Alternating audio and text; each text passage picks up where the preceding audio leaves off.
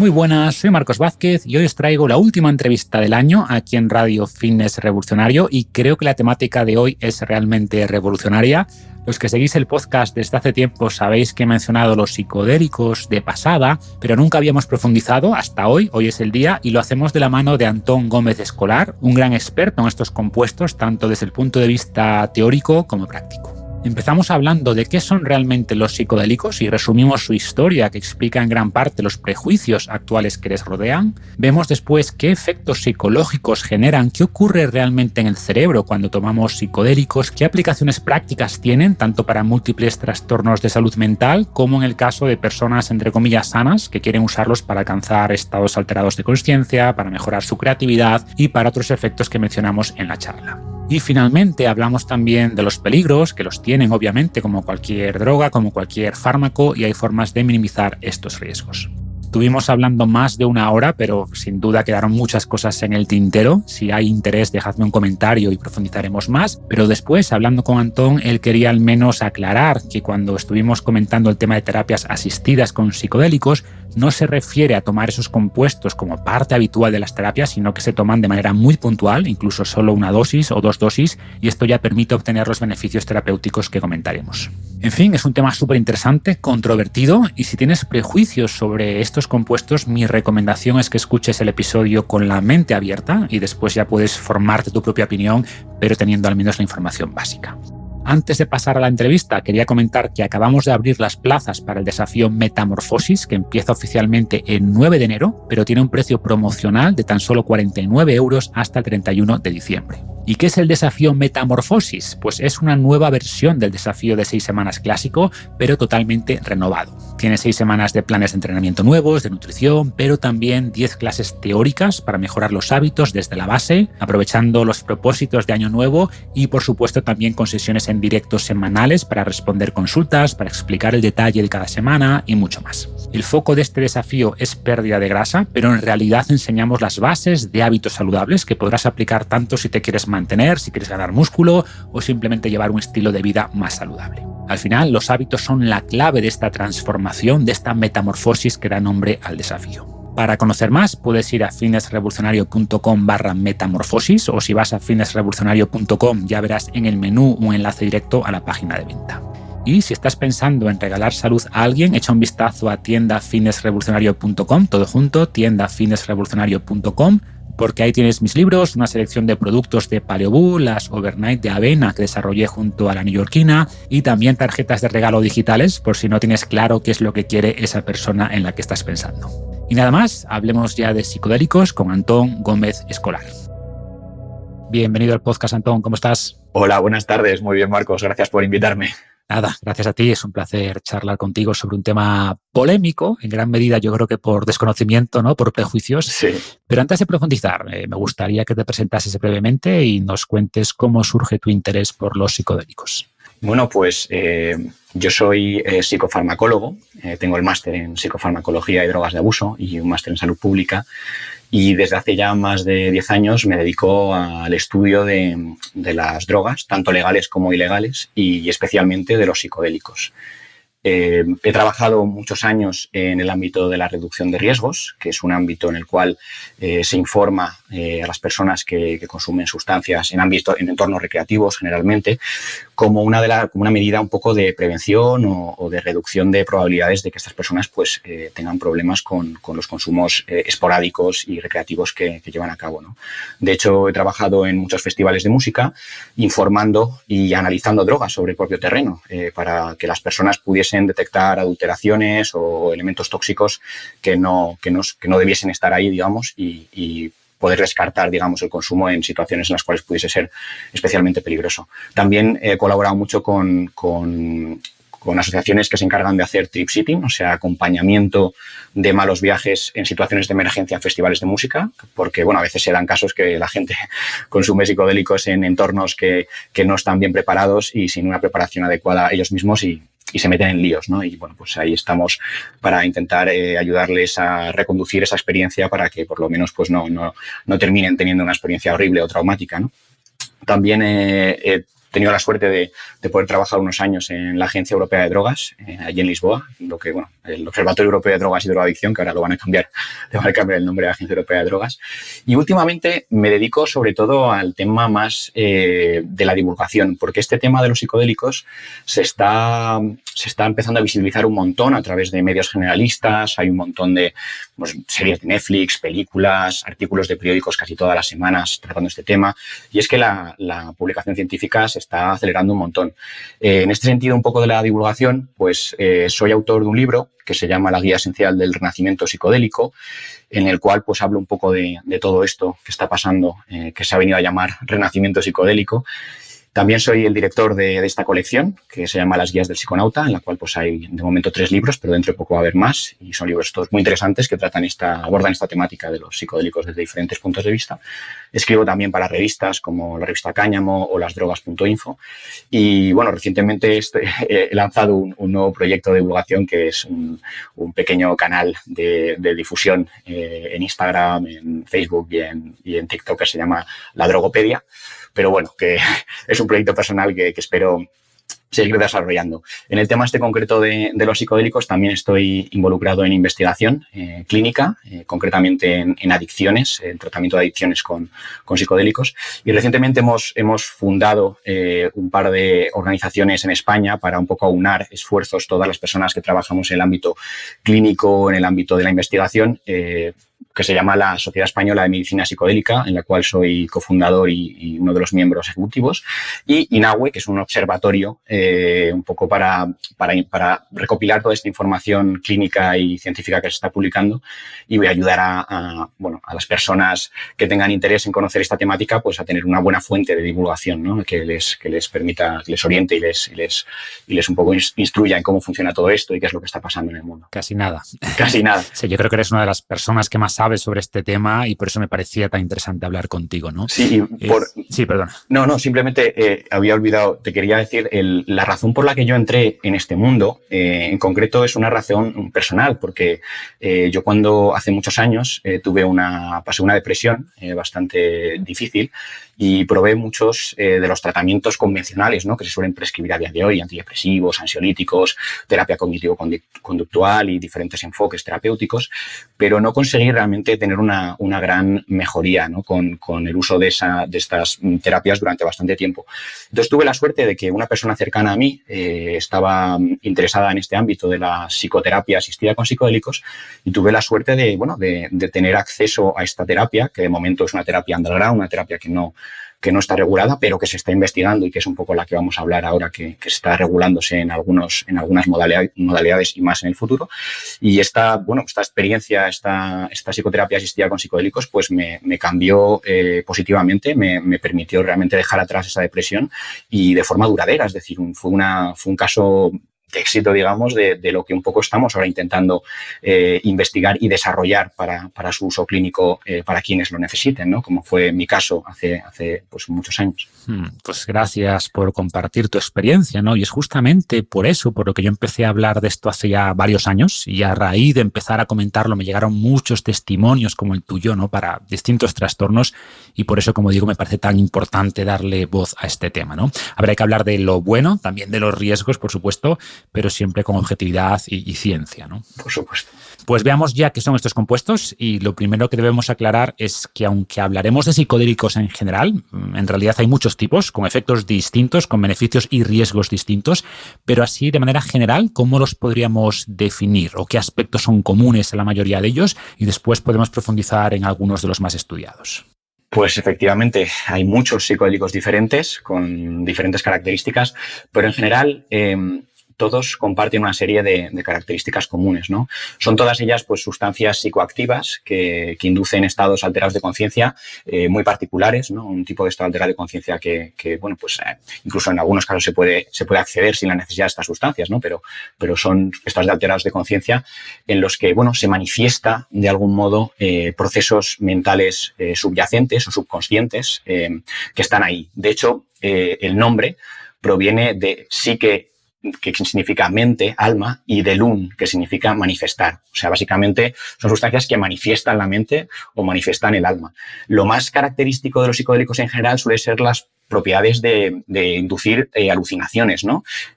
Ver cosas a lo mejor que se ven diferente a como son cuando estamos en un estado de conciencia ordinaria, sentir cosas diferentes.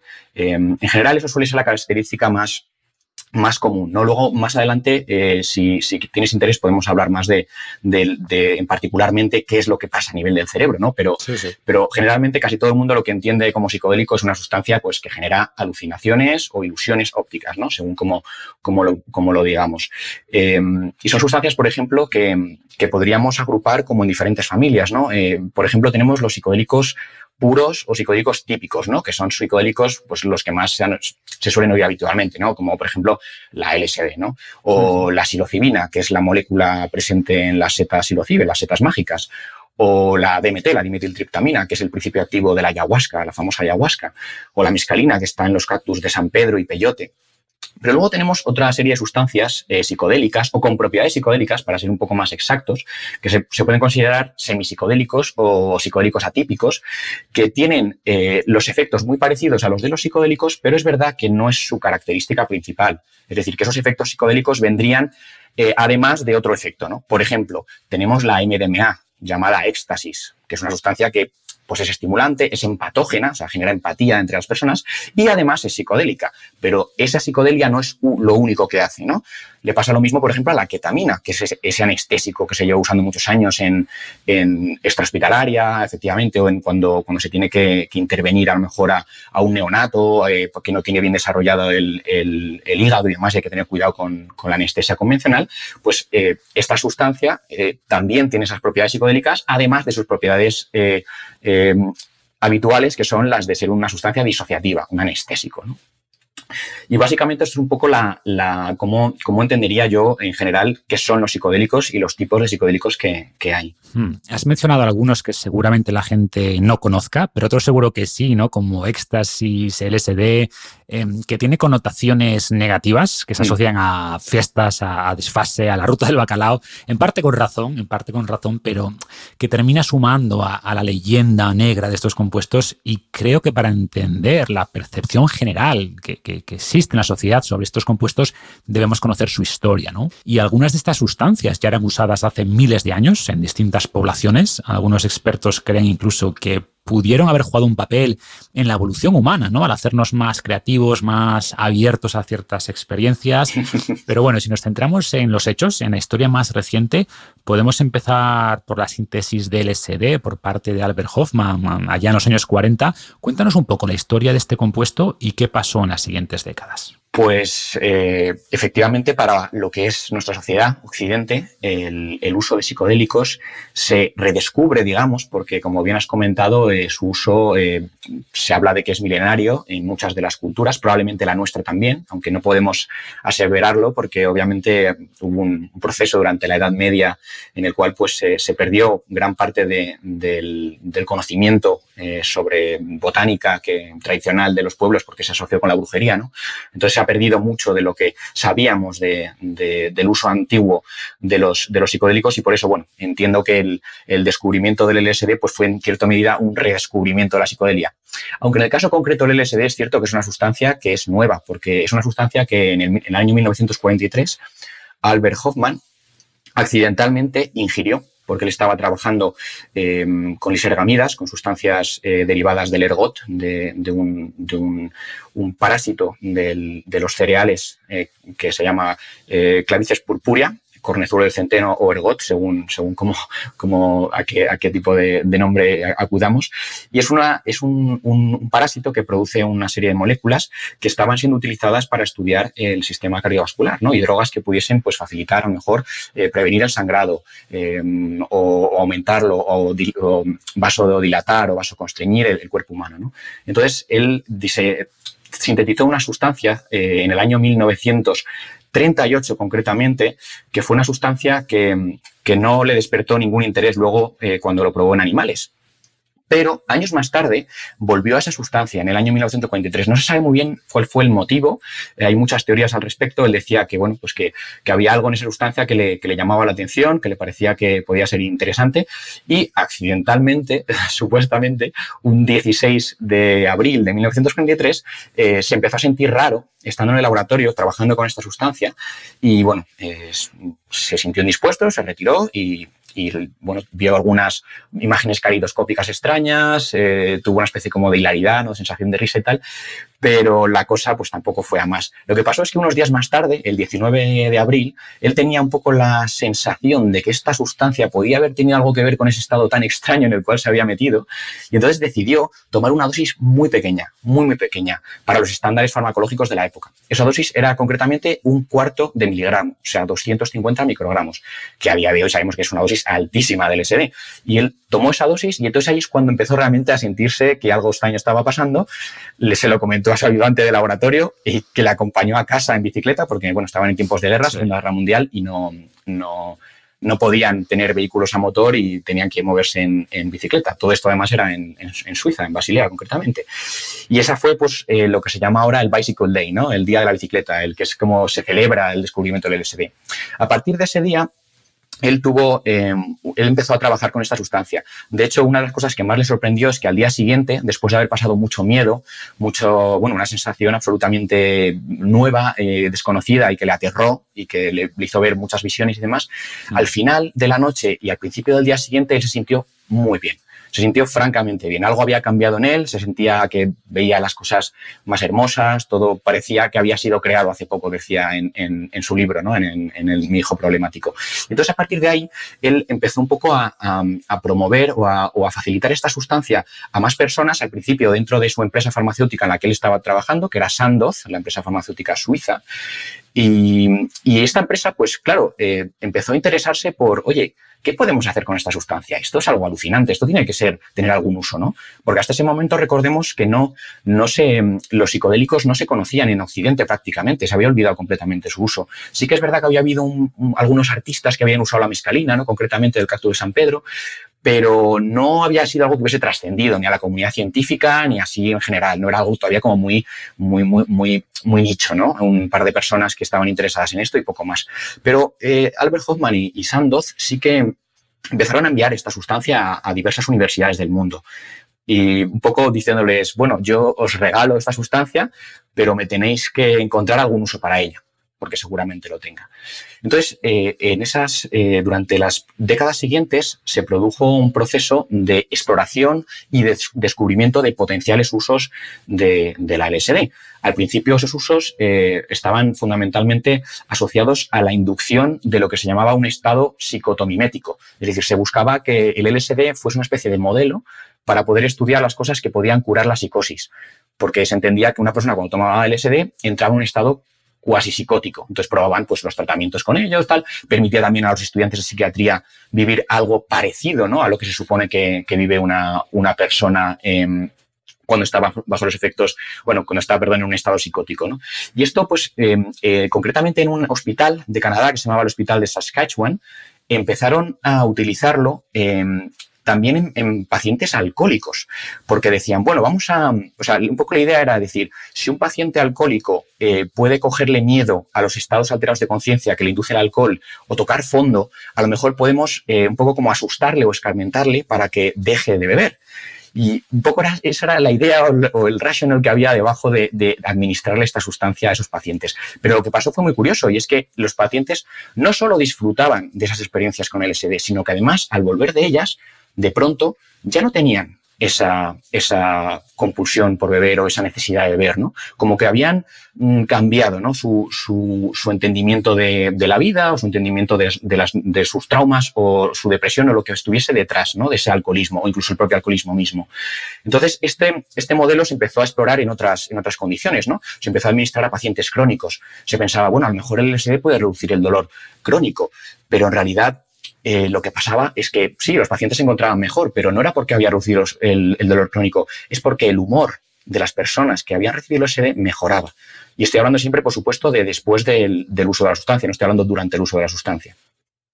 Entonces se empezó a descubrir que había un potencial terapéutico en estas sustancias. Además entró en escena otro de los grandes psicodélicos, que a día de hoy es el más utilizado, el que más potencial tiene, que es la psilocibina, que es el principio activo de las setas alucinógenas, a través de un hombre, un banquero americano de Nueva York, que se llama Robert Gordon Watson, que se viajó a México, estudiaba, era un micólogo, era un aficionado y apasionado de las setas, micófilo, perdón, y conoció a María Sabina, que es una de las chamanas de los mazatecas, ¿no?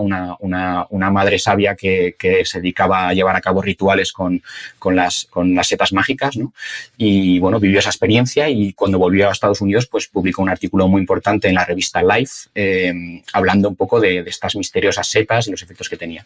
Envió una muestra de estas setas a Albert Hofmann, diciéndole, oye, creo que esto se parece mucho a lo que tú has descubierto. Y Hofmann, bueno, fue la primera persona también que aisló y sintetizó, o sea, buscó la forma artificial de generar esta psilocibina en su laboratorio y a partir de ahí pues entró en escena también esta otra sustancia. ¿Qué pasó? Que a la vez que todo esto se estaba investigando en los diferentes laboratorios clínicos, ¿no? de trabajo y también en laboratorios de investigación básica, ¿no? Para ver un poco qué pasaba en el cerebro y demás, resulta que empezó también un movimiento social, que es el movimiento contracultural, el movimiento de pacifista contra la guerra de Vietnam, ¿no? que en gran medida estaba utilizando estas sustancias como una seña de identidad, como un elemento de disruptor, ¿no? Como un elemento de rebeldía. Y esto, pues, poco a poco fue creciendo de un modo ya bastante significativo, fue un movimiento muy visible y empezaron a darse casos de uso descontrolado, ¿no? Había personas, pues, que tomaban grandes cantidades, hacían locuras, hubo personas que, bueno, pues que saltaron de azoteas, nunca se supo muy bien si realmente habían tomado o no, pero bueno, que en el imaginario colectivo se empezaba a ver una imagen como peligrosa de estas sustancias que hasta en ese momento se habían ido vendiendo como la panacea, ¿no? Y creo que no era solo miedo a las sustancias en sí, sino también a las personas que las tomaban, ¿no? Hablamos del Summer of Love, 1966, miles de personas tomando psicodélicos en espacios públicos, con protestas masivas contra la guerra de Vietnam, movimientos en general antisistema. Sí. Como que a los políticos esto les daba miedo y creo que influyó también a la hora de crear este pánico moral, ¿no? Efectivamente, había el perfil de persona que consumía la sustancia no era el mejor amigo del gobierno, digamos, ¿no? En esos momentos, además. Y además, pues bueno, había un montón de elementos que se mezclaron. También hubo casos mediáticos muy sonados, ¿no? De, pues, accidentes o elementos o situaciones en las que ya se daba por hecho que estaban implicados los psicodélicos. No siempre sabía si era cierto o no. En algunos de ellos seguramente sí. Y la aparición también de algunos personajes que generaron cierta controversia, ¿no? Había, pues, personas en el ámbito contracultural, como Timothy Leary, por ejemplo, que era un antiguo profesor de la Universidad de Harvard, que había hecho experimentos muy interesantes en el uso de psilocibina y LSD en personas sanas, digamos, para ver un poco qué cambiaban sus vidas o qué sucedía, y experimentos también en otros contextos, ¿no? Como prisiones incluso, y empezó como un poco a entrar demasiado a lo mejor en ese ideario del movimiento contracultural de ese momento, y acabó siendo un outsider totalmente. O sea, de hecho fue uno de los pocos profesores, yo creo, de la historia de Harvard que ha sido expulsado de la universidad. Se fue a vivir a una mansión a las afueras de Nueva York, creó una especie de comuna psicodélica en la que se tomaba LSD todos los días y gente famosa acudía. Sí, de hecho, Timothy Leary afirmaba que aprendió más de psicología en 5 horas con psicodélicos que en 15 años de investigación, ¿no? Sí. Pero era tan entusiasta que los distribuía libremente, pensaba que todo el mundo debería tomarlos, era también bastante antisistema, y creo que ahí se cruzó la línea e hizo que el gobierno pasara ya a prohibir estos compuestos, no solo para uso recreativo, que bueno, eso podría haber tenido cierto sentido, sino ya para investigación, ¿no? Y aquí pues ya se bloqueó todo por décadas. Totalmente. Y además, bueno, es que le hizo la campaña al gobierno, o sea, le realmente facilitó mucho las cosas este tipo de perfiles. Hay que recordar que la LSD tuvo una importancia capital no solo en lo que es el desarrollo clínico, sino también en el conocimiento del cerebro. De hecho, el descubrimiento de la serotonina, por ejemplo, fue una de las cosas que fueron posibles gracias a la LSD, que como veremos más adelante, si te interesa, es un tema que, bueno, es una sustancia que es uno de los agonistas puros que existen de los receptores de psilocibina, o sea, perdón, de de serotonina. Sí, después te preguntaré de eso porque me parece muy interesante, ¿no? El efecto de los psicodélicos en el cerebro. Pero antes, siguiendo con la historia y volviendo al presente, pues vemos que en los últimos años está habiendo un renacimiento psicodélico, como se titula tu libro. ¿A qué crees que se debe este interés reciente por estos compuestos? ¿Y qué nos dicen los nuevos estudios, mucho más rigurosos además que los de los primeros años? Pues han cambiado muchas cosas realmente desde los años en los que se prohibió el uso y hasta la investigación con psicodélicos. Realmente nunca se llegó a prohibir, ciertamente, pero es verdad que se hizo tan complicada, tan difícil, sobre todo después de casos como el tema de la talidomida, ¿no? que hizo que las regulaciones para los ensayos clínicos se volviesen mucho más difíciles de navegar, y más aún con sustancias que a ojos de los gobernantes y a ojos de la mayoría de los comités de ética eran francamente tóxicas y francamente peligrosas, que luego no han demostrado no serlo tanto, pero bueno, eso es algo que hablaremos más adelante si quieres. Pues lo que ha cambiado en concreto, yo diría que primero que hay un grupo de personas, investigadores de aquella época, que realmente no llegaron a abandonar la investigación. Es cierto que se prohibió, se cerraron todos los estudios, pero muchos de ellos siguieron de forma underground, digamos, haciendo investigación, muy valiente por su parte, porque estaban convencidos de que esto realmente estaba teniendo eficacia, y es que la estaba teniendo, ¿no? Los motivos eran otros, ¿no? Los motivos de la prohibición. También estamos ahora mismo en un contexto epidemiológico muy diferente al que había en aquel momento. O sea, Occidente se enfrenta a una epidemia salvaje de enfermedades de salud mental.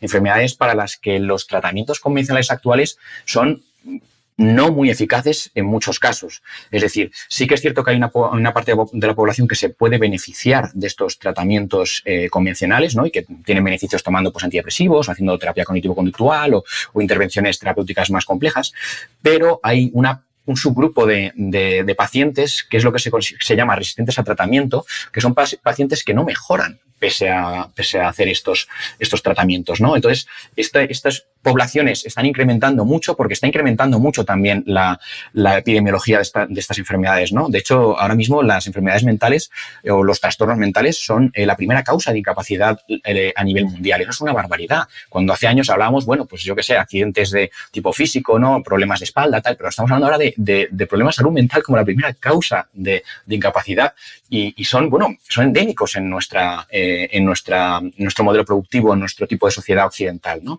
También es verdad que esto está empujando mucho la necesidad de innovar. Porque claro, si tenemos unos tratamientos que además los tratamientos actuales en salud mental llevan décadas sin evolucionar, es decir, desde el descubrimiento de los ansiolíticos, de los antidepresivos, pues realmente no ha habido grandes progresos en este campo. Entonces necesitamos realmente nuevos progresos para hacer frente al nivel de las nuevas amenazas, que son muy grandes.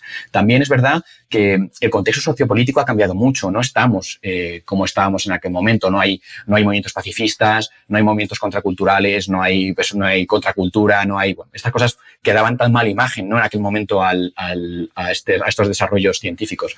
Luego también es muy importante el progreso de la neurociencia y de la neuroimagen, porque ahora, por ejemplo, podemos ver qué es lo que pasa en el cerebro cuando una persona consume LSD o psilocibina, cosa que antiguamente no se podía. Podemos ver con un escáner de resonancia magnética funcional qué zonas del cerebro están trabajando más, qué zonas del cerebro están trabajando menos.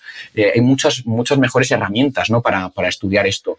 También tenemos la suerte de que algunas de las instituciones de mayor prestigio en el ámbito investigador, universidades como Johns Hopkins University, el Imperial College de Londres, la Universidad de Zúrich, la Universidad de Nueva York, se han metido a investigar esto porque han visto realmente que esto era algo que merecía la pena empujar hacia adelante, ¿no? También tenemos un poco la acumulación de evidencia anecdótica. Han sido muchos años de prohibición, digamos, en los que las comunidades de personas que utilizaban psicodélicos han seguido explorando un poco cómo funcionan estas sustancias. El surgimiento de Internet, yo creo que además ha permitido que todo ese conocimiento se pusiese en común y se avanzase mucho y se progresase mucho. Y, de hecho, mucha de la investigación que se ha hecho han sido simplemente cuestionarios online a personas consumidoras de psicodélicos, porque como a día de hoy sigue siendo complicado hacer ensayos, aunque se hacen muchos, pero sigue siendo más complicado, pues los investigadores muchas veces tiran de ese conocimiento que ya está ahí, ¿no? Para un poco meterlo en lo que es el área científica, desde el área del underground, ¿no? Sí, además tenemos estudios que indican que las personas que consumen psicodélicos, MDMA, tienen en general mejor salud mental, ¿no? Y como siempre, correlación no implica causalidad, hay muchos factores, por supuesto, a tener en cuenta, sí, claro, pero claro. Al menos parece que no van a suponer un gran problema en este sentido, ¿no? Ojo, y hay riesgos, por supuesto, que después quiero que comentemos, sí, pero sí creo que pueden ayudar mucho en psiquiatría, quizás causar una revolución en la psiquiatría, pero es importante entender que no reemplazan la terapia clásica, sino que la complementan, ¿no? Por supuesto. Mencionaste tu caso personal, ¿no? De terapia asistida con psicodélicos y creo que va por ahí, ¿no? Pero antes de entrar aquí, me gustaría hablar sobre el efecto en el cerebro aprovechando estas nuevas tecnologías que antes no tenían, ¿no? Porque ya desde el principio, pues sí observaban que estos compuestos creaban estos estados alterados de la consciencia, estas experiencias místicas, esto de la disolución del ego. Estos serían cambios más psicológicos, entre comillas, ¿no? Fruto de cambios en la fisiología del cerebro. Mencionaste antes pues, que ya se producen esa gran activación en los receptores de serotonina. Cuéntanos por qué esto es relevante y qué más ocurre cuando tomamos psicodélicos en el cerebro. Pues este tema es apasionante. Todavía hay mucho que no se sabe. Es decir, voy a sintetizar un poco las cosas que más o menos se van viendo, ¿no? Pero todavía es un área que está muy abierta a evolucionar y a cambiar según vayan acumulándose más evidencias. Podemos decir, por ejemplo, que a nivel de neurona, lo que hacen las sustancias psicodélicas es engancharse a esos receptores de serotonina, concretamente a un receptor que se ha vuelto muy famoso a raíz de esta relación con los psicodélicos, que es el receptor 5-HT2A. Es un receptor que está muy distribuido en las zonas más modernas del cerebro, digamos, en el córtex prefrontal, en todas las zonas del neocórtex cerebral. Y ahí, pues, esa activación de esos receptores produce cambios, obviamente, en la forma en la que las neuronas disparan sus potenciales de acción, ¿no? Sus impulsos eléctricos. También produce cambios morfológicos o funcionales en las neuronas, es decir, incrementa la neuroplasticidad y la neurogénesis. De hecho, se han hecho estudios para ver qué sucede a nivel de cerebro cuando se toman psicodélicos con lo que es el famoso BDNF, ¿no? El Brain Derived Neurotrophic Factor, el factor neurotrófico derivado del cerebro, que parece ser que aumenta cuando se consumen psicodélicos, esa especie de fertilizante neuronal, ¿no? Que hace que las neuronas, hagan crecer más sus axones, se conecten más con otras neuronas, se genere eso que se llama sinaptogénesis, ¿no? Creación de nuevas conexiones entre neuronas. Luego, si vemos ya un poco más a nivel de las redes, ¿no? Del cerebro, hay que... Para encuadrarlo un poco, estaría bien hablar de cómo el cerebro construye un poco su forma de procesamiento, su realidad. El funcionamiento del cerebro se entiende muchas veces como lo que se llama una codificación predictiva jerarquizada. Es decir, el cerebro lo que busca es reducir la incertidumbre. Es una máquina de reducir incertidumbre, ¿no? Y para ello lo que hace es elaborar predicciones de lo que nos va pasando en base a modelos que se van conformando desde que somos pequeños hasta que nos vamos haciendo mayores. De hecho, cuando somos pequeños no tenemos esos modelos, entonces necesitamos un poco observarlo todo, verlo todo, no podemos predecir lo que va a suceder. En cambio, conforme nos vamos haciendo mayores, se van formando esos modelos y esos modelos van como confirmándose con la experiencia empírica, ¿no? Yo suelto un boli, cae al suelo y era lo que me esperaba, así que, bueno, ese modelo se reafianza, ¿no? Se hace más reafianza. Y cada vez necesitamos menos información sensorial del exterior. O sea, cada vez somos capaces de predecir de una forma muy rápida, que es un poco la ventaja evolutiva que tiene este sistema, es que nos permite predecir de forma muy rápida las cosas que van a suceder sin necesidad de tener que recabar todos los detalles ambientales de lo que está sucediendo a nuestro alrededor, lo cual nos sería absolutamente infuncional. O sea, nuestro cerebro consumiría una cantidad salvaje de energía y no nos permitiría llevar una vida, no seríamos evolutivamente eficientes ni eficaces.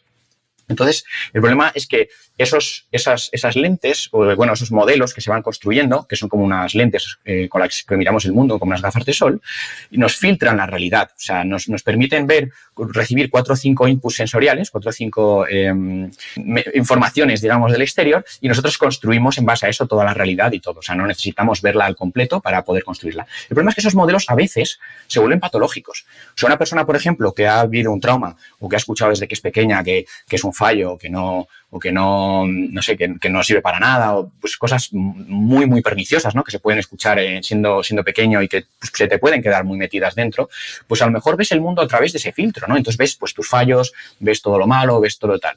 Entonces, al final, ese tipo de modelos, el problema que tienen es que se acaban volviendo jerárquicamente muy superiores. Al final, el mundo lo vemos a través de ellos son los que mandan. No la realidad de lo que hay fuera de nosotros, sino cómo estamos interpretando, cómo estamos recibiendo esa realidad. Entonces, lo que hacen los psicodélicos a ese nivel es apagar una de las estructuras del cerebro en las cuales se afianzan esos modelos de alta jerarquía, que es la red neural por defecto o red neural predeterminada, según como la llamemos, ¿no? Que es una estructura, unas redes neuronales que están en varias zonas del cerebro y que se encargan un poco como de interconectar diferentes áreas cerebrales y de decidir un poco la información que pasa hacia dónde, ¿no? Son una especie como de guardia de tráfico, que dice, oye, tú ahora paras, tú ahora pasas, tal y cual. Entonces, esas redes al final son las que están filtrando nuestra realidad y los psicodélicos la eliminan. Al eliminar esas redes, estamos mucho más presentes en el momento y empezamos a aceptar la información que entra a través de nuestros sentidos, pero también la que entra desde dentro de nosotros. Es decir, todo ese pensamiento subconsciente, todo ese flujo subyacente de pensamiento que normalmente no somos conscientes de que está ahí, de pronto empieza a subir, empieza a emerger, empezamos a notarlo, ¿no? Empezamos a recibir informaciones que no estamos recibiendo habitualmente. Yo, bueno, puso muchos ejemplos para explicar esto, pero una de ellas es que entiendo esta estructura jerárquica como una especie de sistema político en el cual pues hay un tirano que no escucha a la población y que se ha instaurado en el poder a base de años de estar ahí y de pronto pues la población hace un golpe de Estado, le derroca e instauran un sistema político en el cual por lo menos se escucha a la ciudadanía, una especie de democracia, ¿no? Entonces sería un poco ese cambio, ¿no? De pronto pasamos de una vida en la cual los modelos están un poco dirigiendo tu percepción del mundo que te rodea a un momento en el cual de pronto ya no son tus modelos que perciben, ya no hay un tirano que dice lo que sí, lo que no, sino que es un poco lo que realmente recibes constantemente. O sea, vuelves un poco a un cerebro infantil durante unas horas. Y eso, bueno, veremos que tiene una gran utilidad terapéutica porque permite hacer cambios necesarios, ¿no? Que luego pues, se pueden afianzar cuando volvemos. Sí, es importante aclarar eso de unas horas, ¿no? Porque siempre que hay una revolución social puede que lo nuevo sea peor que lo antiguo, ¿no? Sí. O sea, lo interesante aquí es que esa conciencia alterada, aunque sea por unas horas, al desmontar temporalmente esas estructuras y volver al cerebro, como dices, más abierto, más maleable, regresas a la conciencia anterior con más información que te puede ayudar, ¿no? Justo. Pues sabemos también que esa red neuronal por defecto filtra los mensajes que llegan a la conciencia, por lo que los psicodélicos permiten explorar esa parte más inconsciente, esa realidad menos filtrada, vamos a decir, aumenta la conectividad además entre distintas zonas del cerebro y todo esto pues, puede ayudar a flexibilizar esos modelos mentales tan rígidos que contribuyen a los trastornos mentales, ¿no? Y es interesante también destacar que la meditación, bueno, los años de meditación tienen efectos similares en cuanto a la reducción de la activación de esa red neuronal por defecto, pero claro, los psicodélicos te permiten llegar ahí mucho antes, en una sesión y seguramente con más intensidad, ¿no? Efectivamente. De hecho, una analogía muy habitual utilizada en el caso concreto que comentas, Marcos, de la meditación es que, bueno, uno de los elementos por los que se favoreció en terapia el uso de psicodélicos frente al uso de otras terapias no farmacológicas que permitían el acceso a estados alterados de conciencia, como la meditación o las cámaras de aislamiento sensorial o los ayunos o determinados tipos de oraciones y demás, es porque es cierto que cuando tienes una persona en el diván, digamos, solamente hay una forma segura de asegurarte que va a alcanzar el nirvana en una única sesión, ¿no? Que no va a necesitar acudir de forma regular durante años para alcanzar ese nivel, ¿no? O, por ejemplo, también otra analogía que decían era es como coger el ascensor cuando puedes coger la escalera. Al final, pues bueno, pues sí, todas te van a llevar a ese punto, pero obviamente cuando se tiene a un paciente que está sufriendo y sobre todo que necesita realmente acceder a esos estados de forma pues lo más ágil posible para evitar que, bueno, que ese tiempo implique más sufrimiento, implicar incluso riesgo de suicidio, pues se busca herramientas que tengan un efecto, pues eso, más rápido en el tiempo, ¿no? Pero efectivamente, como bien dices, se puede acceder a esos estados mediante otras prácticas, porque al final son estados en los cuales, bueno, pues se produce esa hipoactivación de la red neural por defecto, que en muchos casos se asemeja a, bueno, como a cortar las autopistas de de un país, ¿no? Tú cortas o reduces el flujo en las autopistas, obligas a los coches a ir por las carreteras secundarias y de pronto ese viaje al trabajo rutinario, diario, habitual, que estás súper acostumbrado a hacer, aburrido, en el que no ves nada, de pronto se convierte en un viaje con bonitos paisajes, nuevos restaurantes, nuevas experiencias, que luego cuando todo vuelve a su cauce y los coches vuelven otra vez a la autopista, algunos de ellos vuelven ya sabiendo que esos otros caminos son bonitos y que también se pueden transitar, ¿no? Es otra analogía que se utiliza mucho para describir este apagado de la red neural por defecto. Y es interesante entender todo esto que ocurre a nivel cerebral, pero lo interesante sobre todo son esas experiencias psicológicas, ¿no? Que sabiendo que no hay dos iguales, ¿no? Sí, pero suelen mencionar pues alucinaciones, soluciones ópticas, como decías antes, reducción del ego, disolución del ego, fusión con el entorno, amor y empatía, sobre todo con MDMA, experiencias místicas. ¿Por qué crees que ayuda todo esto en los problemas mentales que vimos antes? Mencionaste, por ejemplo, con el caso de personas alcohólicas, ¿no? Como que después de una experiencia sienten que ya no necesitan recurrir al alcohol. Pues eso, ¿cómo crees que se relacionan estas experiencias con los beneficios que vemos después en terapia? Pues es verdad que estos cambios fenomenológicos, psicológicos o como queramos entenderlos, tienen un importantísimo impacto. De hecho, en un principio se pensaba que un poco era la experiencia psicodélica el mayor predictor de mejora terapéutica. Es decir, que si tú tomabas un psicodélico a una dosis alta, pero no llegabas a tener esa experiencia psicodélica completa, tu beneficio terapéutico no iba a estar ahí. Entonces se pensaba que era solamente la experiencia psicodélica lo que realmente mejoraba a las personas o hacía un cambio, ¿no? Es cierto que últimamente se ha demostrado que también hay otros elementos, como lo que he mencionado anteriormente, ¿no? De la neurogénesis y la neuroplasticidad, que también se han detectado en los antidepresivos clásicos, que parece que están ahí jugando un papel importante, ¿no? O el tema del cambio en la red neural por defecto, que parece que subsiste una pequeña relajación en su activación después de la experiencia psicodélica. No necesariamente es una cosa que se termina en el momento que se apaga, que se termina el efecto, sino que también se queda como más relajada después de una experiencia, ¿no? Pero es que a nivel psicológico, efectivamente, se vive una experiencia con mucha riqueza fenomenológica, o sea, con elementos que luego se pueden trabajar en terapia. Y de hecho, eso es lo que se hace en la psicoterapia asistida con psicodélicos. Se administra la sustancia, pero es que el trabajo psicológico viene después de haber vivido la experiencia psicodélica, ¿no? Es que es una experiencia introspectiva en la que normalmente no interactúas con el terapeuta, digamos, ¿no? Entonces, bueno, pues se dan experiencias muy profundas, experiencias que se consideran experiencia mística, ¿no? O experiencia cumbre, experiencias que realmente tienen una gran significancia para la persona, un gran significado, una gran importancia subjetiva, ¿no? Se produce esa disolución del ego, de los límites, se siente una gran unidad con todo, ¿no? Con el contexto. Y eso es bastante terapéutico porque, por ejemplo, en personas, en enfermos de cáncer que tienen una diagnosis terminal, ¿no? Que están en los últimos días de su vida, que tienen grandes depresiones, grandes ansiedades, mucho miedo a la muerte, esa sensación la describen como muy similar a lo que ellos entenderían que es la muerte, pero de una forma muy positiva. O sea, viven una especie como de demo de lo que puede ser la muerte, pero la viven desde un punto de vista muy positivo porque sienten que al pasar a formar parte de todo, de pronto desaparece el miedo, desaparece bueno, pues todo lo que viene del ego, ¿no? El miedo viene mucho del ego, o sea, porque es el miedo a perderse, a sufrir daño, a sufrir tal. Todo eso se disuelve y la persona pues se siente muy bien siendo parte de la tierra, de lo natural. Es verdad que es muy difícil hablar de psicodélicos sin entrar un poquito en algunos temas de estos como un poco más espirituales, ¿no? Pero bueno, es verdad que es lo que refieren los pacientes. Sí, perdona, pero hablando de esto, ¿no? Te sonará seguro el caso de Ronald Griffith, que es uno de los primeros investigadores sobre psicodélicos, sobre su uso además para enfrentar la muerte, entre otras cosas, y paradójicamente hace poco, año y pico creo, le detectaron un cáncer en principio incurable y ver cómo está enfrentando esta fase es increíble, ¿no? O sea, la describe de hecho como una de las mejores etapas de su vida por el crecimiento personal que está experimentando y bueno, es uno de esos casos donde más puede reconfortar, ¿no? Efectivamente, y bueno, y para que los oyentes lo sepan, Roland Griffith es un científico de talla mundial, no estamos hablando de un gurú de estos que a veces se unen mucho a estos temas, ¿no? Sino que es una persona de Johns Hopkins University súper importante y una persona, francamente, con un currículum investigador impecable, ¿no?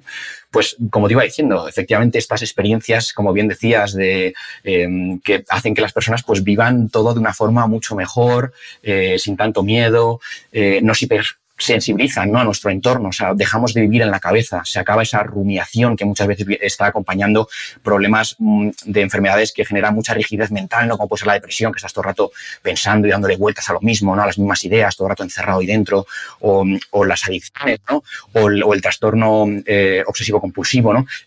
Estas sustancias de pronto te ponen en el presente, ¿no?, te ponen en el aquí y en el ahora, como tú bien decías, es como la meditación, ¿no?, apagar esa red neural por defecto. También se actualizan nuestros modelos, ¿no? Esos modelos que habíamos dicho antes que se iban formando a lo largo de la vida, que a lo mejor con el psicodélico se hundían, pero que luego volvían otra vez a ponerse otra vez cuando se pasaba el efecto, vuelven cambiados, ¿no? O sea, se actualizan con el entorno en el que estamos, ¿no? Como que tenemos un reboot, ¿no?, un reseteo, como decía la BBC hace unos años en un artículo que publicaron sobre los psicodélicos. Son botones de reset, ¿no?, que nos permiten eso, resetear estados mentales patológicos cíclicos muy, muy rumiantes, ¿no?, en los que una persona se puede ver atrapada en estas situaciones de adicción o de depresión. También ayudan a reconectar y a reconciliarse, ¿no?, con los sentimientos, con las personas. Mencionabas antes el MDMA, súper importante, porque el MDMA es especialmente saliente o especialmente llamativo en este aspecto, ¿no? Es una sustancia que genera mucha empatía, tanto es así que se llama empatógena, es la categoría en la que está metida, ¿no? Es la única sustancia empatógena realmente popular que conocemos. Hay otras raras, pero bueno, esta es como la reina de esa categoría. Y permiten a las personas también encontrar otras formas de ver la vida y los problemas, ¿no? Se habla mucho de que bajo los efectos de los psicodélicos se produce ese efecto de thinking outside of the box, ¿no?, de pensar fuera de la caja, que tanto hablan siempre los americanos. Pues este tipo de creatividad, ¿no?, de originalidad, de mezclar conceptos e ideas, de ver las cosas desde otro punto de vista, como el astronauta que mira la Tierra desde lejos y dice, los problemas de la Tierra son una chorrada, míralos que pequeños, ¿no? Pues un poco ese tipo de realizaciones, ¿no?, ese tipo de epifanías o revelaciones son las que se manifiestan en las personas cuando están en ese proceso de introspección psicodélica. Sí, de hecho hay grandes figuras de la historia, ¿no?, desde Steve Jobs a Francis Crick, que en teoría afirman que el uso de estos compuestos pues, fue clave en las invenciones, ¿no?, y descubrimientos que hicieron. Porque, y ahí conecto con mi siguiente pregunta, hasta ahora hemos hablado pues, de todos los posibles beneficios para tratar problemas mentales, ¿no? Vemos que el ratio beneficio-riesgo en estos casos es muy bueno, parece claramente positivo en la mayoría de casos.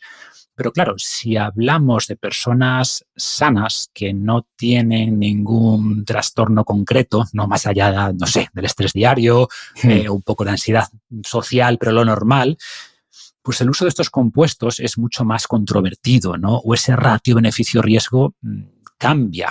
También aquí hay mucha gente que simplemente lo toma buscando esas experiencias místicas, esas experiencias transformadoras, esa conexión con uno mismo y con los demás que decíamos antes. ¿Cómo ves este uso más recreativo? Aunque no es la palabra, porque hay un propósito que no es solo divertirse, pero digamos que ya no está ligado a un trastorno específico. ¿Qué nos puedes contar aquí? Y ahora quiero que pasemos también a los posibles riesgos, ¿no? Pues este tema del uso en personas sanas es verdad que es algo que desde el principio internamente, ¿no?, a nivel de investigación, a nivel de personas que venían a lo mejor del uso underground, siempre ha estado muy claro, ¿no? Ha estado muy claro que al igual que esto puede beneficiar a personas que están teniendo patologías mentales o trastornos mentales, este tipo de perfil de persona sana también se puede ver beneficiado por el uso de psicodélicos en algunas áreas, ¿no? Por ejemplo, el desarrollo personal, ¿no?, que es un ámbito que se habla mucho últimamente, o la mejora de hábitos, ¿no? Son temas en los que, bueno, pues siempre estamos como dándonos cabezazos con, bueno, vamos a ver, hay que vivir más sano, ¿no?, a nivel de llevar una vida más sana, tener mejores relaciones con las personas, tratarse mejor a uno mismo, a una misma. Todo este tipo de esferas que no son patológicas necesariamente en una persona, pues a menos que tengas obesidad o problemas de sobrepeso, pues a lo mejor pues no tienes ese problema, pero sí que querrías llevar una dieta mejor o hacer un mejor ejercicio, o incluso personas que, bueno, simplemente quieren estar más conectados consigo mismos, con las personas que les rodean, no se sienten desconectados o más aislados sin llegar a un punto patológico. Sí que estas sustancias tienen todo el potencial de ser útiles ahí. Obviamente, como ahora mismo se está priorizando la urgencia, o sea, la emergencia en salud mental, todos los estudios se están haciendo en personas con algún tipo de patología, porque al final como bien decías antes, el beneficio-riesgo en este tipo de personas es mucho más claro. O sea, personas que están sufriendo, que lo están pasando mal y que, pues, si les puedes aliviar o mejorar esa situación de alguna forma, pues bienvenido sea, ¿no? Pero en personas sanas, de hecho, se tienen algunas investigaciones de lo que se llaman las fases 1, ¿no? Porque cuando tú haces un desarrollo clínico de una sustancia, tienes que hacer primero una fase 1 en la cual demuestras que es una sustancia segura en personas sanas, una fase 2 en la cual pruebas esa sustancia en personas con la patología que quieres tratar en pequeña cantidad para ver un poco la seguridad y un poco de eficacia, y una fase 3 en la cual buscas tener mucha masa de gente, tratar con esa patología, tratarla y ver si realmente esa eficacia real es una eficacia que da más por expectativa o por algún tipo de sesgo que se haya cometido en los ensayos más pequeños con menos gente. Entonces, esas fases 1 nos permiten saber que las personas sanas, cuando se exponen a experiencias psicodélicas, si son bien gestionadas, como hemos hablado antes, si vienen con una preparación previa, con un control durante la experiencia de un profesional y con una integración adecuada para que las personas puedan un poco hablar de lo que ha pasado, lo que han vivido, pueden tener beneficios en su vida que no solo son notados por ellos mismos, sino que también los notan su entorno. De hecho, mencionando a Roland Griffiths, que has comentado antes, uno de los estudios fundacionales más importantes de este campo, que no fue el primero, pero sí que fue uno de los más visibilizados posteriormente, fue en personas sanas y demostró que una experiencia psicodélica, la mayoría de la gente la encuadraba entre una de las 5 experiencias más valiosas de su vida, ¿no? Equiparándola con el nacimiento de un hijo o con la muerte de un padre. O sea, que realmente tenían una gran potencia y si esa potencia se puede gestionar bien, con un adecuado contexto, con una adecuada preparación, con una adecuada vigilancia y una integración, eso puede ser muy útil para el desarrollo de una persona en todas las esferas. O sea, no solo espiritual, también el desarrollo del autoconocimiento. Y bueno, pues mucha gente habla del tema recreativo, ¿no? Con los psicodélicos. Pero más allá del tema recreativo, o sea, hablamos de herramientas que son útiles y que a lo largo de la historia y de la humanidad se han utilizado mucho en las culturas como rito de paso, como un elemento que estaba asociado al hacerse mayor, ¿no? Al pasar la mayoría de edad. Este tipo de cosas, pues bueno, nos indican un poco por dónde van los tiros en cuanto a las utilidades que pueden tener para la especie humana. Sí, sí. Y también está muy de moda las microdosis de psicodélicos, ¿no? Dosis que no llegan a ser psicodélicas, pero que en teoría notas algo y se usan, como decíamos, ¿no? Quizás en los 60 el público era más esos hippies antisistema y ahora ha dado el salto, sobre todo en esas microdosis, a mundos corporativos, ¿no? Silicon Valley, a formas de mejorar la creatividad, la atención, sin crear esos efectos psicoactivos. ¿Hay evidencia de esto, de dosis, o sea, de microdosis para mejorar estas capacidades cognitivas, por así decirlo? Pues la verdad es que pese a la gran atención mediática que están recibiendo las microdosis, pese a que efectivamente, como bien dices, ha habido un cambio en el perfil, ¿no? Se ha pasado del hippie al yuppie, ¿no? Que cambia un poco del perfil de quienes consumen psicodélicos, un poco aprovechando esta nueva modalidad de uso, ¿no? Del microdosing. No tenemos una evidencia clara de que sean más efectivos que el placebo. Es decir, los estudios han demostrado que efectivamente la gente que toma microdosis mejora en muchas cosas. O sea, mejora pues, en atención, en creatividad, en bienestar, en hábitos de vida saludable, comen mejor, hacen más deporte, tal. Pero al igual que hacen cuando están tomando un placebo que se creen que es una microdosis. Por tanto, no podemos decir que realmente la microdosis esté haciendo nada, de momento. También es cierto que las investigaciones han sido muy escasas y las muestras muy pequeñas. Pero también hay que decir que las microdosis sí que han demostrado algunas cosas a otros niveles. Por ejemplo, hay un estudio que demuestra que el LSD en dosis tamaño microdosis, que suele ser una 10ª parte aproximadamente de la dosis normal, en el caso del LSD hablaríamos de unos 10 microgramos o de entre 8 y 12 microgramos, sí que estimulan o aumentan la liberación de factor neurotrófico derivado del cerebro. Esto quiere decir que a lo mejor no tenemos un beneficio inmediato por tomar una microdosis, pero a lo mejor, quién sabe, en un futuro, pues sí que pueden ralentizar o atrasar la aparición de algunas enfermedades neurodegenerativas asociadas a la edad. Pero obviamente esto es una absoluta idea una idea que no tiene por qué demostrarse en un futuro. O sea, yo hablo un poco de lo que creo que puede haber ahí, que lo que podría haber en un futuro. Y otro elemento, por ejemplo, es que pese a que la gente piensa que las microdosis, por el hecho de ser dosis tan bajas, no tienen ningún riesgo, existe una teoría que es bastante plausible, según la cual el uso de psicodélicos de forma crónica, que a día de hoy en la historia nunca se ha usado de forma crónica y a día de hoy tampoco se utilizan de forma crónica, pero este tipo de uso de microdosing sí que es de forma crónica, podría generar problemas a nivel cardíaco con las válvulas del corazón. Concretamente con un receptor que es el 5HT2B, que ese sí que parece ser que se activa con el uso de psicodélicos y que de forma recurrente activarlo puede llevar a valvulopatías, ¿no?, en el corazón. Pero bueno, todo esto estamos en el terreno de la especulación, porque ciertamente, como he dicho antes, no hay mucha investigación en microdosing, más allá de decir que de momento no se ve que tenga más efecto que un placebo. Sí. Bueno, de hecho, mencionas algún riesgo y quería hablar de esto, ¿no? Porque nos hemos centrado hasta ahora en los beneficios, pero evidentemente, como con cualquier droga o cualquier fármaco, hay riesgos. Y de nuevo, los riesgos van a depender de cada tipo de compuesto, pero ¿cuáles serían los principales riesgos? Tanto a nivel fisiológico, digamos, de toxicidad, ¿no?, como psicológico, en el sentido que puedan crear o agravar trastornos psicológicos. Bueno, en el plano primero del cuerpo, en el plano fisiológico, los psicodélicos clásicos, psilocibina, LSD, dimetiltriptamina, son sorprendentemente seguros. Hablamos de sustancias que tienen un perfil de toxicidad bajísimo. O sea, de hecho, se han documentado casos de personas que por accidente han consumido cientos de dosis de golpe y no han tenido mayor problema físico, ¿no? No han muerto, digamos, ni han quedado con secuelas ni nada de eso. Y además no lo comentamos antes, pero es verdad que asociamos drogas a adicción, ¿no? Y hay que aclarar que estos psicodélicos no son adictivos. Efectivamente, es que no solo es que tengan esa baja toxicidad, es que también su potencial adictivo es muy bajo, sobre todo de los clásicos. Con el MDMA o con la ketamina sí que hay algún elemento ahí que puede ser un poco más adictivo, ¿no? Pero los clásicos, los que se están investigando más a día de hoy, tienen un potencial, de hecho, antiadictivo, porque en muchos casos han demostrado ayudar a los tratamientos de adicciones a diferentes sustancias.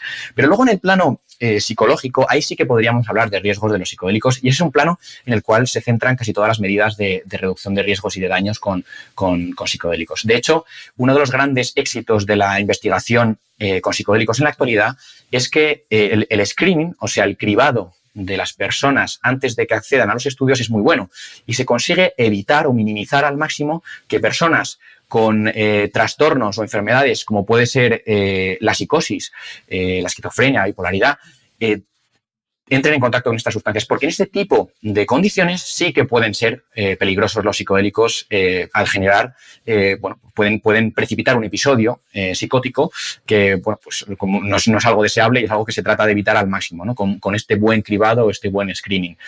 También se habla mucho de los malos viajes, ¿no?, como un riesgo. Es cierto que nadie quiere vivir una experiencia desagradable, no es bonito ni divertido. Y de hecho la gente puede quedar traumatizada. O sea, hay que tener mucho cuidado con la preparación de las experiencias psicodélicas para minimizar al máximo el riesgo de que se viva una experiencia traumática de tipo mal viaje. También es cierto, esto es una curiosidad, que en muchos estudios que se han hecho por cuestionarios a personas que han tenido malos viajes, la mayoría de ellas reportan que con el paso del tiempo han sabido sacar elementos muy positivos de esas malas experiencias. Pero esto no es ni mucho menos una defensa, digamos, de los malos viajes, que no dejan de ser una experiencia muy desagradable y que puede ser traumática para las personas. No suele serlo, es decir, las personas no suelen quedarse tocadas por un mal viaje, pero es un riesgo que hay que tener en cuenta para intentar minimizar al máximo. Sin duda, claro. Pero también hay que entender aquí que estamos expuestos a cosas que son legales y que pueden ser más peligrosas, ¿no? Y no pensamos en esto cuando los consumimos. Por eso quería preguntarte cómo se compara en riesgo los psicodélicos con sustancias como el tabaco, como el alcohol, ¿no? Por ejemplo, en ese cuadrante de dependencia y daño físico. Porque mucha gente piensa que la regulación sobre las drogas se basa en parámetros científicos y la realidad es que tiene mucho que ver, o mucho más que ver, con percepciones, con política, con la cultura del momento, como decíamos antes, y esto no debería ser así, pero es lo que hay, ¿no? Entonces, creo que es interesante entender dónde caerían en este espectro. Sí, efectivamente. Bueno, una cosa que yo siempre digo es que las drogas más peligrosas son las que menos conocemos, ¿no? Y yo creo que al final esa filosofía se debe aplicar siempre. Es decir, la droga de la que menos conozcas es probablemente la que más potencial tiene de hacerte daño porque no sabes ni la dosis ni tal y cual. Pero dejando eso de un lado y entendiendo un poco que las personas que utilizan sustancias tienen algún tipo de conocimiento sobre ellas, cuando se hacen estudios comparativos, ¿no?, para ver el nivel de adictividad, por ejemplo, de una sustancia o el nivel de toxicidad fisiológica, es decir, las dosis letales, las dosis y tal, siempre encontramos que los psicodélicos están en las partes más seguras de la tabla, muy por detrás de sustancias legales.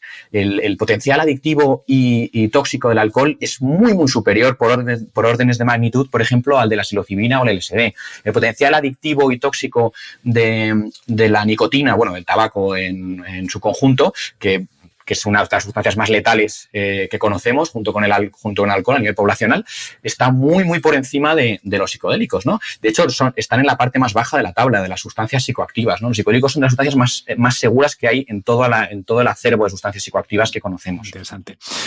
Bueno, entonces, pues hemos hecho un repaso del pasado y del presente de los psicodélicos. ¿Cómo ves el futuro cercano, a 3-5 años, de estos compuestos en general y también en España? ¿Cómo crees que va a evolucionar este renacimiento? Pues bueno, a día de hoy yo veo un gran futuro para este movimiento porque, francamente, la situación epidemiológica no nos permite tampoco descartar opciones terapéuticas que funcionan bien, que son o parecen ser seguras y que el día de mañana podrían ser aplicables, ¿no? De hecho, a nivel, por ejemplo, europeo, hay mucho interés en estas nuevas terapias. A nivel norteamericano también. De hecho, ellos están desarrollando estas sustancias para uso médico de forma muy clara. Tienen ya un calendario bastante próximo de autorizaciones médicas, si todo va bien. Concretamente, la MDMA, que es el éxtasis para el estrés postraumático, puede estar ya en el mercado el año que viene o dentro de 2 años, ¿no? En Estados Unidos. Para uso médico, obviamente, siempre será el médico el que la administre, no para que la persona la compre en la farmacia, ni mucho menos. En Europa, pues también se busca un poco el acelerar estos procesos. De hecho, estuve hace 2 semanas en Bruselas, en el Parlamento Europeo, invitado para hablar de este tema porque, bueno, la salud mental es una de las prioridades ahora mismo para Europa, porque las proporciones epidémicas que estamos alcanzando son francamente preocupantes, ¿no? para todo el continente.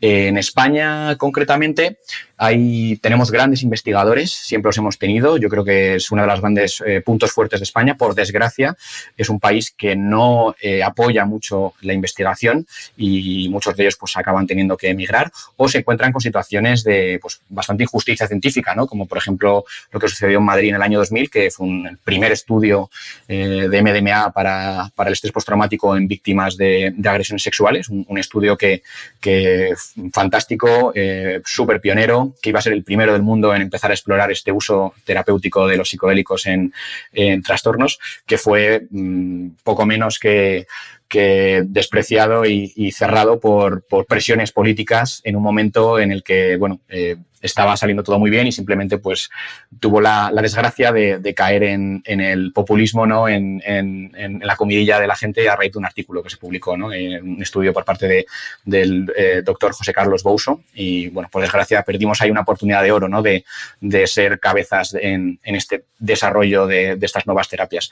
Pero a día de hoy sigue habiendo y hay grupos formándose constantemente. He mencionado antes que la SEMSI, la Sociedad Española de Medicina Psicodélica, nos hemos dado cita a muchos psicólogos, psiquiatras y psicofarmacólogos que estamos trabajando en este desarrollo.